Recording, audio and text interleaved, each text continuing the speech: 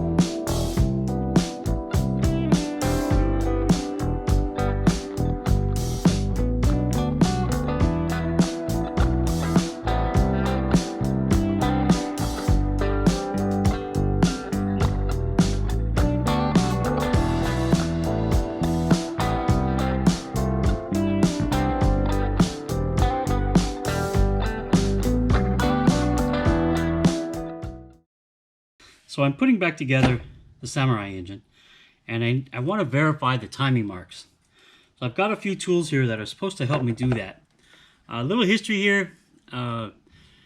If this is your first video you've seen of the series, the Samurai has a Volkswagen diesel engine in it. And the Volkswagen diesel engine is usually front wheel drive, and it's mounted side to side. So the Volkswagen transmission has a hole on the top in the bell housing, and the timing mark is actually on the flywheel.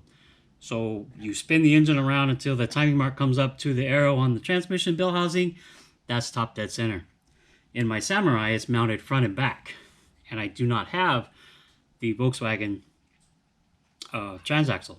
So I have a Samurai or a sidekick transmission. So I don't have a real timing mark identification spot. So what I'm trying to do here is establish one. This is a tool that I bought online that is supposed to lock the crankshaft in position in the correct time. I don't know if it's accurate. I want to make sure it's accurate. I have tried it, and anyway, I'm not 100% sure of this tool. I bought a couple extra things here. This is a magnetic bridge, deck bridge. This is going to allow me to go across the piston and put a gauge in it. It's magnetic. See on the bottom, it's got magnets, and it sits across the piston, and it'll have a gauge in it. Here's the gauge. This is part of my injection pump timing kit, but it has a gauge in it, and it should fit just fine right here. Let's see, let's get a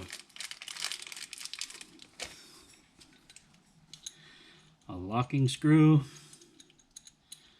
Screw the gauge in like that. So now we'll put a needle.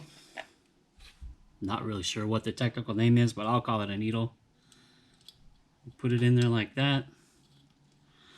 As you see, as you move the needle up or down, if you move this needle up or down, the gauge needle moves accordingly. So yeah, should work pretty good. And what I'm going to do is I'm going to put this on the engine, and I'm going to turn the crankshaft clockwise until number 1 piston comes up.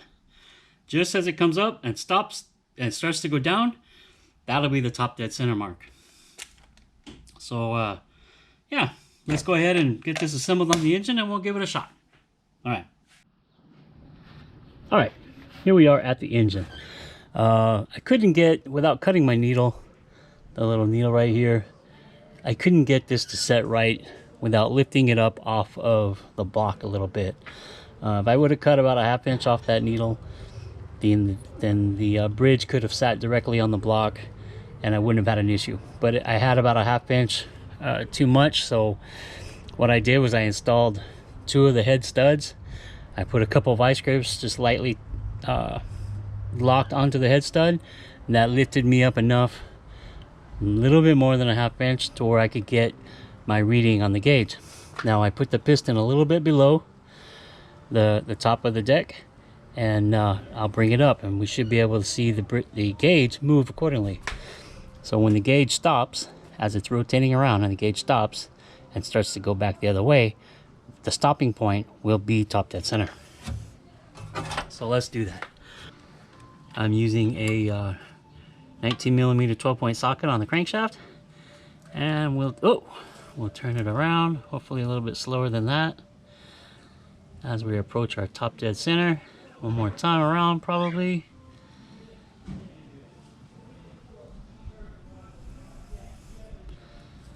Still coming up. Still coming up.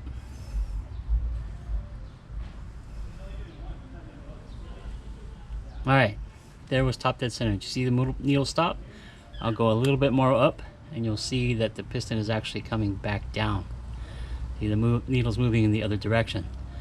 So I'll reverse the engine and I'll bring it back to that point right there. Let's see. Ah, man, I can't quite get it. I believe that's it right there. Yep, that was it. Okay, that's top dead center on the piston. Now we know that this piston, number 1 piston, is at its very top point before it goes down. So this was not zeroed out. The numbers here are kind of, they don't really matter in this situation, because what I was watching was the movement of the needle. So the numbers don't really have any meaning in this adjustment and how I'm using it anyway. All right, well, let's look at some timing marks. Okay, so here on the crank, it's kind of hard to see, but we have this hole here, and this hole is in the up position, pretty much a little bit off 12 o'clock, and I've kind of put a paint mark right here, and it kind of lines up with that point of this bolt that holds this piece on. I have no idea what this is called, but it lines up with the point of that bolt. Now also I noticed that there is, kind of hard to see, right here there is a center punch right there. My screwdriver is in it at the moment, and this center punch, there's another center punch back here on the block, and it's a little bit off center again too. But I mean, if you wanted to use this, I put a paint mark right here. If you wanted to use this to time the engine, I think that would work out very well. I'm going to try to put a scribe mark here, right there, center, and line it up with that center punch on the pulley with the mark here, and it should be good to go for top dead center. All right. Let's take a quick look at the crankshaft lock that I bought online. This thing goes on here like this, and it's supposed to fit right in between those, right like that, right between those screw marks or those bolt holes. So when you stick the bolt in like this, I guess it would work, but you just have to make sure that you're top dead center first, because it's going to lock in, it's going to lock the crank in whatever position it's in. See, these holes are slotted, so there's a couple different areas that it could lock in. I think it's built for more than one engine.